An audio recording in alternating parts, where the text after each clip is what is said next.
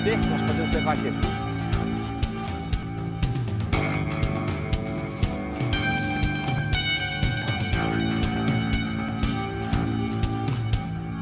Invista neste canal. Invista em um mundo melhor.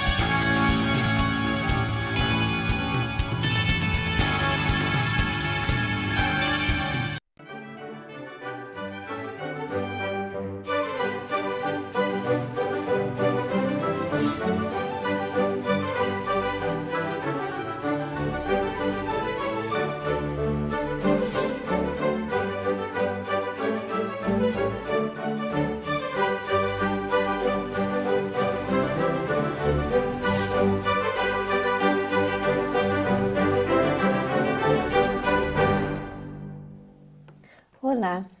Começa agora mais um Filosofando, o seu programa de filosofia e de filosofia espírita que vai ao encontro das grandes ideias pensadas através do tempo numa infinita jornada em busca da verdade e do bem. Olá, Márcia. Olá, os amigos do Filosofando. Hoje daremos sequência à série de programas sobre o preconceito na visão da doutrina espírita, dando um enfoque especial à homofobia decorrente do homossexualismo e à intolerância racial. Atendendo às solicitações de nossos telespectadores, nós iniciamos, desde o programa anterior, orientação a respeito de como navegar no nosso portal de estudos filosóficos espíritas. E hoje continuamos pedindo que acessem também módulos, onde você encontrará os programas e vídeos correspondentes às aulas de filosofia espírita, às aulas do Ver, Visão Espírita da Religiosidade e às aulas de filosofia espírita e mediunidade. Na página de Filósofos, você encontrará um magnífico texto do espírito Humberto de Campos sobre Sócrates e Platão, extraído do livro Crônicas de Além-Túmulo. Esta página, bem como todas as outras do portal do CEF, que é o Centro de Estudos Filosóficos Espíritas, recebe atualizações e inserções constantes. Não é, professora Sônia? Isso mesmo, Márcia. E nós estamos sempre à disposição daquelas pessoas que quiserem conhecer um pouquinho mais. Podem nos escrever, né? Podem frequentar o Facebook do CEF e tantos outros canais que você sempre divulga. Muito bem, Márcia, como você disse, nós vamos começar a falar sobre homossexualismo um pouquinho e depois homofobia, que é um assunto que está sendo discutido de todas as formas possíveis, não é? Seja através da mídia, seja através de especialistas em todas as áreas, principalmente sociologia, psicologia. E nós vamos, como sempre, abordar esses assuntos que são de uma delicadeza muito grande, porque a doutrina espírita, ao mesmo tempo que ela educa, mas ela nos trata também com muito carinho, não é? E com muita consideração e respeito pela nossa maneira de ser, pela nossa maneira de estar, nas reencarnações que nós precisamos assumir para a nossa evolução, né? Então, como sempre, eu vou dar o parecer dos amigos espirituais que conhecem muito mais do que nós, as nossas questões, os nossos dramas pessoais e tudo aquilo que envolve a nossa maneira de ser e de estar no mundo. No Livro dos Espíritos, nas questões 200, 201 e 202, nós somos informados que o espírito não tem sexo. Nós sabemos disso quando começamos a estudar a doutrina espírita, né? Sexo biológico, então não existe uma estrutura biológica sexual para o espírito, né? Podendo reencarnar ora como homem, ora como mulher, conforme as suas necessidades de progresso. O que nós entendemos disso? Nós, espíritos, nós trazemos as duas polaridades, a masculina e a feminina. São intrínsecas à natureza humana, à natureza espiritual humana. Quando nós precisamos encarnar na condição masculina, a polaridade feminina fica em estado de latência, não é? Mas as qualidades dela não quer dizer que ela não se sobressaia vez por outra para a condição masculina se humanizar. E vice-versa, quando nós precisamos reencarnar na condição feminina, portando um corpo biológico feminino, a polaridade masculina também fica no estado de latência. Isso não quer dizer que as nossas experiências havidas em corpos masculinos não sobressaem, vez por outra, no sentido da convivência humana mais ativa, com a razão, o raciocínio mais rápido que o homem geralmente poderia ter, não é? Ou pode ter e tem, né? A mulher a gente sabe que é mais afeto, o homem mais razão. Então, convivendo com as duas polaridades, nós vamos evoluindo nesse sentido, adquirindo uma e outras qualidades dessas duas polaridades.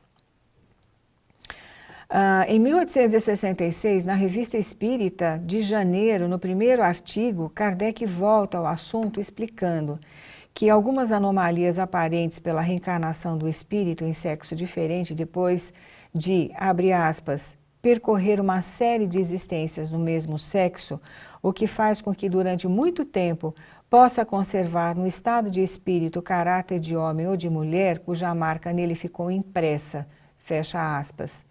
E reitera que não existe diferença entre homem e mulher, senão no organismo material, porque não há duas espécies de almas. Nós nos lembramos de um exemplo que Emmanuel nos trouxe acerca da alma feminina de um compositor clássico chamado Frédéric Chopin. Ele tinha uma alma extremamente feminina, delicada. Isso não quer dizer que a delicadeza em si não fosse uma qualidade sua. Ao contrário, sua sensibilidade propiciou a ele essa obra magnífica que ele legou para nós como herança, não é mesmo, Márcia? A sua parceira de vida, que foi Jorge Sand, né, que adotou um pseudônimo masculino, porque ela era uma escritora formidável, mas na sociedade europeia do século XIX, a mulher não tinha espaço para o desenvolvimento das suas qualidades intelectuais. Então ela adota um pseudônimo masculino e se veste como homem. Sim. Mas tinha uma alma também extremamente feminina e era razão. Era muito interessante a relação entre os dois, a sensibilidade e a razão convivendo harmonicamente numa relação de grande amor, como foi a convivência de Chopin e Jorge Sand. André Luiz, pela psicografia de Francisco Cândido Xavier, mostra-se bastante aberto e tolerante em relação ao assunto. No livro Evolução em Dois Mundos, de 1958, na segunda parte, no capítulo 12, nós encontramos: quanto à perda dos caracteres sexuais, ocorrerá espontaneamente quando as almas humanas tiverem assimilado todas as experiências necessárias à própria sublimação, rumando para a situação angélica em que o indivíduo deterá todas as qualidades nobres inerentes à masculinidade e à feminilidade, o que nós acabamos de dizer, né? Herculano Pires, no livro Mediunidade e no livro Vampirismo, adota esse assunto do homossexualismo de uma maneira mais objetiva. Então, nós convidamos os nossos telespectadores e internautas a consultar essas obras. Vida e Sexo, de Emmanuel, capítulo 1, em torno do sexo, ele diz: atendendo à soma das qualidades adquiridas na fieira das próprias reencarnações, o espírito se revela no plano físico pelas tendências que registra nos recessos do ser, tipificando-se na condição de homem ou de mulher conforme as tarefas que lhe cabe realizar. No capítulo 5, denominado Energia Sexual, em nenhum caso ser-nos-á lícito subestimar a importância da energia sexual que na essência verte da criação divina para a constituição e sustentação de todas as criaturas. Criatura alguma no plano da razão se utilizará dela nas relações com outra criatura sem consequências felizes ou infelizes, construtivas ou destrutivas, conforme a orientação que se lhe dê. Ainda no capítulo 21, sobre homossexualidade. A homossexualidade, no conjunto das suas características, por tendência da criatura para a comunhão afetiva com outra criatura de mesmo sexo, não encontra explicação fundamental nos estudos psicológicos que tratam do assunto em bases materialistas. O que Emmanuel está dizendo aqui? Que o materialismo costuma dar suas definições com base apenas e tão somente na vida na matéria. Só que os espíritos estão olhando e observando a nossa natureza eterna e imutável, enquanto espíritos jornadeando nas diversas reencarnações com as nossas questões, com os nossos problemas, dificuldades, realizações e conquistas.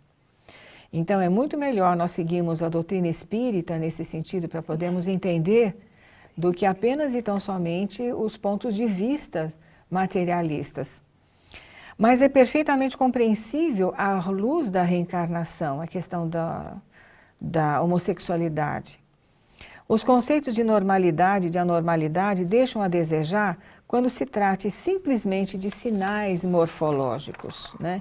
À face disso, a individualidade em trânsito da experiência feminina para masculino ou vice-versa, ao envergar o casulo físico, demonstrará fatalmente os traços de feminilidade em que terá estagiado por muitos séculos, em que pese ao corpo de formação masculina que o segregue, verificando-se análogo processo com referência à mulher nas mesmas circunstâncias. O espírito no renascimento, portanto, entre os homens pode tomar um corpo feminino ou masculino, não apenas atendendo-se ao imperativo de encargos. Observadas as tendências homossexuais dos companheiros reencarnados dessa faixa de prova ou de experiência, é forçoso se lhes dê um amparo educativo adequado, tanto quanto se administra instrução à maioria heterossexual. Nós vamos continuar logo mais com esse mesmo assunto, não é mesmo, Sim, Márcia? porque agora temos que fazer o nosso intervalo. Já já estaremos de volta, não saia daí.